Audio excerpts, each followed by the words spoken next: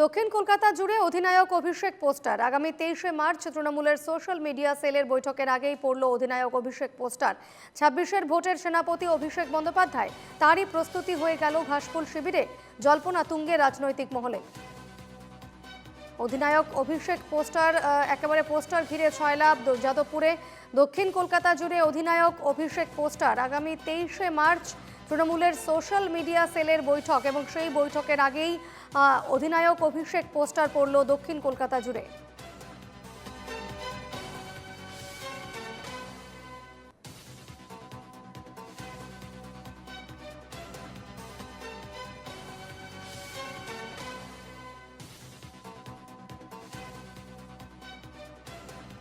আমাদের সঙ্গে টেলিফোনে রয়েছেন প্রতিনিধি সুস্মিত মজুমদার। সুস্মিত, 23শে যে বৈঠক রয়েছে সোশ্যাল মিডিয়া সেলের, সেক্ষেত্রে সেই বৈঠকের আগেই একেবারে অধিনায়ক অভিষেক পোস্টার দেখা যাচ্ছে দক্ষিণ কলকাতা জুড়ে, কি জানা যাচ্ছে?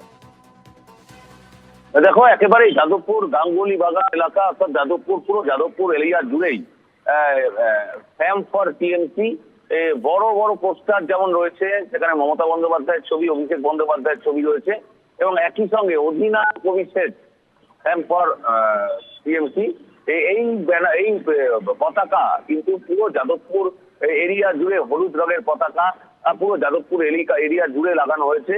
অর্থাৎ এর থেকে এই যে রণকৌশল, অর্থাৎ যে 26-এর রণকৌশল, 2026 সালের সোশ্যাল মিডিয়ার চ্যালেঞ্জের এর জন্য 23শে মার্চ একটি রণকৌশল বৈঠক তারা যাদবপুর কলতান কমিউনিটি হলে আয়োজন করা হয়েছে, যেটা সময় সকাল 11টা থেকে টাইম দেওয়া হয়েছে আগামী 23 তারিখে। এবং সেই 23 তারিখে এই কলতান যে ভবন রয়েছে, সেই কলতান কমিউনিটি হল, সেই কলতান কমিউনিটি হলের এই প্রোগ্রাম হবে। এবং সেই কারণে তুমি জানো, যখন কোনো মিটিং মিছিল হয়, সেই মিটিং মিছিল হওয়ার আগে অর্থাৎ সেই রাজনৈতিক দলের পতাকায় মুড়ে ফেলা হয় এলাকা, এবং সেই রাস্তা দিয়ে সেই রাজনৈতিক দলের পতাকায় মুড়ে ফেলা হয়।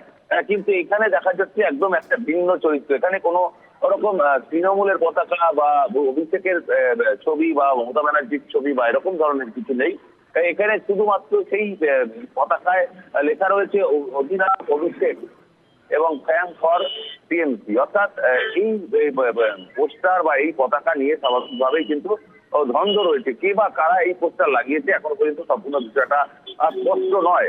তবে সেই কারণে স্বাভাবিকভাবেই যেহেতু ফ্যাম ফর টিএমসি লেখা রয়েছে, সেইভাবে স্বাভাবিকভাবে মনে করা হচ্ছে যে টিএমসির এই যে আইটি সেল রয়েছে, সেই আইটি সেলের লোকেরাই এটা করেছে বলে প্রাথমিকভাবে মনে করা হচ্ছে। তার কারণ যাদবপুর এর মতন একটি ব্যস্ততম জায়গা এবং ব্যস্ততম যে রাস্তাগুলো রয়েছে, সেই রাস্তার আর প্রত্যেকটি জায়গায় অর্থাৎ 3 হাত 4 হাত দূরে দূরেই কিন্তু এই পতাকা লাগানো হয়েছে পুরো রাস্তা জুড়ে। এখন দেখার বিষয় রয়েছে যে যদি এরা অন্য কোনো রাজনৈতিক দল হয় তাহলে কিন্তু তারা এটা সাহস পাবে না। তবে যদি এরা আইটি সেলই হয় তাহলে কেন তৃণমূলের পতাকা বা মমতা বন্দ্যোপাধ্যায়ের ছবি বা অভিষেক বন্দ্যোপাধ্যায়ের ছবি নেই, কেন শুধুমাত্র একটি ভিন্ন রঙের কালারের উপরে, হলুদ রঙের পতাকার উপরে কালো রঙের লেখা রয়েছে কেন, এটা কিন্তু একটা জিজ্ঞাসা চিহ্ন রয়েই যাচ্ছে। দীপর্ণা, সেক্ষেত্রে সুস্মিত, আমরা দেখেছি গতকাল মমতা বন্দ্যোপাধ্যায় তিনি জানিয়ে দিয়েছেন একেবারে সাফ যে তিনি যখন লন্ডনে যাচ্ছেন সেক্ষেত্রে দলের ভার থাকছে অভিষেক বন্দ্যোপাধ্যায়ের হাতে। সেক্ষেত্রে আমরা আজকে দেখতে পাচ্ছি যে অধিনায়ক অভিষেক পোস্টার একেবারে ছয়লাভ হয়ে গিয়েছে দক্ষিণ কলকাতা জুড়ে। সেক্ষেত্রে তাহলে কি 26-এর ভোটে একেবারে সেনাপতি হতে চলেছেন অভিষেক, তেমন কি কোনো আভাস পাওয়া যাচ্ছে?